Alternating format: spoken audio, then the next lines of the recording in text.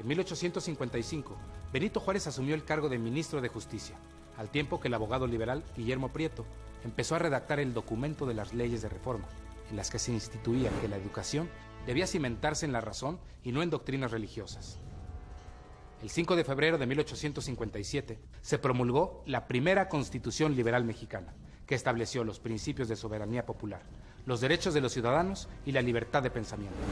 En 1857 se va a empezar a hablar mucho más claramente de esta idea de la educación. Se tiene que separar totalmente de la religión. La Iglesia no tiene que tener ninguna intervención en la educación. Una vez promulgada la Constitución de 1857, cuyo artículo 3 establecía: la enseñanza es libre, pero será laica la que se dé en establecimientos oficiales, surgieron airadas reacciones entre los grupos conservadores y la Iglesia. También se expidieron las primeras leyes de reforma que tenían el propósito de eliminar las estructuras virreinales y los privilegios de la Iglesia, establecer el matrimonio civil, la educación laica y consolidar a México como nación independiente. El enfrentamiento entre liberales y conservadores desencadenó la Guerra de Reforma. Después de 3 años de lucha, el 22 de diciembre de 1860, las fuerzas liberales derrotaron al ejército conservador en la batalla de Calpulalpan, Estado de México. Al año siguiente, Juárez asumió la presidencia y nombró a Ignacio Ramírez ministro de Instrucción Pública. Ignacio Ramírez es uno de los liberales que más se va a proponer que se separe el Estado de la Iglesia en educación y también que se impulse fuertemente la enseñanza de primeras letras.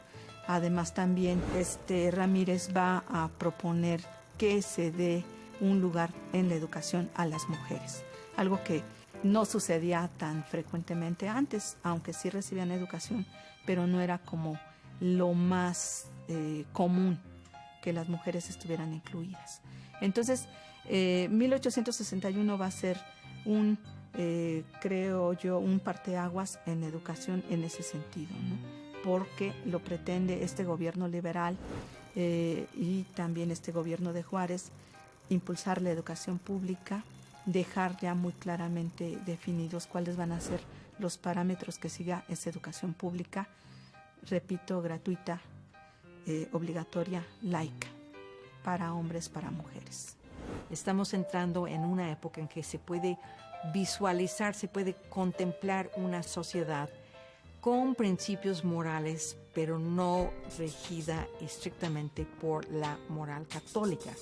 Ya después de la Guerra de Reforma, sobre todo, no se va a permitir que haya sacerdotes caminando en la calle con sus trajes talares. Los cementerios los va a manejar el Estado y no la Iglesia. Ya no se siguen las horas litúrgicas para los negocios públicos y políticos. Se quitan las imágenes de las cornisas de los edificios para que la gente no tenga que pararse varias veces a la hora de caminar una sola cuadra para poder saludar y hacer una reverencia y un pequeño rezo a cada imagen como va caminando por la calle. Muy difícil hacer negocios así, ¿no? Entonces estamos entrando en una dinámica comercial y política un poco distinta y es secularización en ese sentido.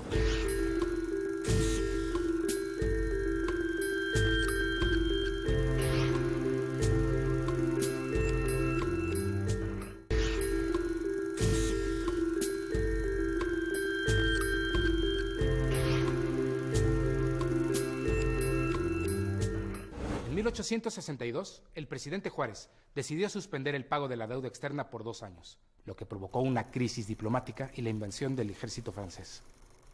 Los conservadores aprovecharon del conflicto internacional y la vieja idea de instaurar una monarquía en México cobró nuevos ímpetus. Invitado por un grupo de notables, Maximiliano de Habsburgo firmó los tratados de Miramar, renunció a la corona de Austria y junto con su esposa Carlota aceptó dejar el castillo de Miramar en Trieste, Italia, para instaurar un gobierno monárquico en México. La pareja real desembarcó en Veracruz el 28 de mayo de 1864. Desafortunadamente para los hombres o los grupos que lo trajeron a México era de tendencias liberales. Lo que hizo Maximiliano, junto con el que nombró su secretario de Instrucción Pública, Manuel Silicio, fue proponer la continuación de las medidas educativas liberales. una educación que fuera laica. Todos los preceptos liberales en la educación se los propuso también Maximiliano. Incluso algo de lo que no hemos hablado, también importa decir, la universidad, que fue una de las instituciones más importantes en la etapa colonial, pues llegaba a la etapa independiente muy debilitada y Maximiliano la cierra definitivamente en 1865. Las medidas que toma Maximiliano son completamente de carácter liberal, son completamente opuestas al grupo que lo lleva al poder y que obviamente también van a molestar mucho a este grupo. Mientras duró la intervención francesa entre 1863 y 1867, el presidente Benito Juárez combatió a un ejército invasor y a mexicanos imperialistas, acompañado de sus colaboradores cercanos y llevando consigo el archivo de la nación. Convirtió el gobierno en una república itinerante. Cruzó el país para instalarse con su gabinete en Paso del Norte, Chihuahua, actualmente Ciudad Juárez. En aquellos momentos declaró: la capital de la república estará donde se encuentren los supremos poderes y estos los represento yo y mi gobierno. Maximiliano estuvo muy poco tiempo, 3 años. Quiso traer un modelo francés bastante avanzado de educación a México, con carreras cortas en comercio, por ejemplo, carreras más largas, con un entrenamiento parecido al sistema francés, de liceos y después de institutos y de una educación universitaria, pero por facultades, porque también cerró la universidad. No tuvo tiempo de hacer gran cosa, en 3 años no pudo hacer nada y 3 años de guerra continua además, 3 años en que tuvo problemas presupuestales constantemente, pero bueno, hizo el modelo, trajo este modelo que después fue incorporándose poco a poco a la experiencia educativa mexicana. Trajo la tarea en casa, los niños le pueden culpar a Maximiliano hasta la fecha de las tareas, firmadas por los papás, los boletos de calificaciones firmados por los papás, una comunicación mayor entre los papás y la escuela.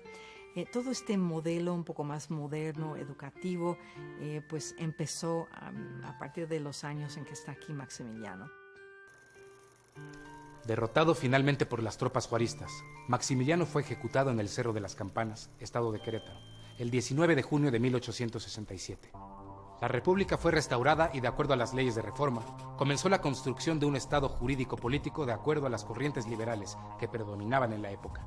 En diciembre se expidió la Ley Orgánica de la Educación Pública y se formó una comisión para elaborar un plan de instrucción pública que presidía don Gavino Barreda. Gavino Barreda pues se va a encargar de promover todo lo que tiene que ver con la Escuela Nacional Preparatoria, donde se va a incluir, aparte de un gran impulso a la educación primaria, también la Escuela Nacional Preparatoria, que es, yo creo que, de los grandes logros de ese momento. También dentro de ese proyecto se crean las escuelas nacionales. Cada una de estas escuelas va a tomar una de las formaciones.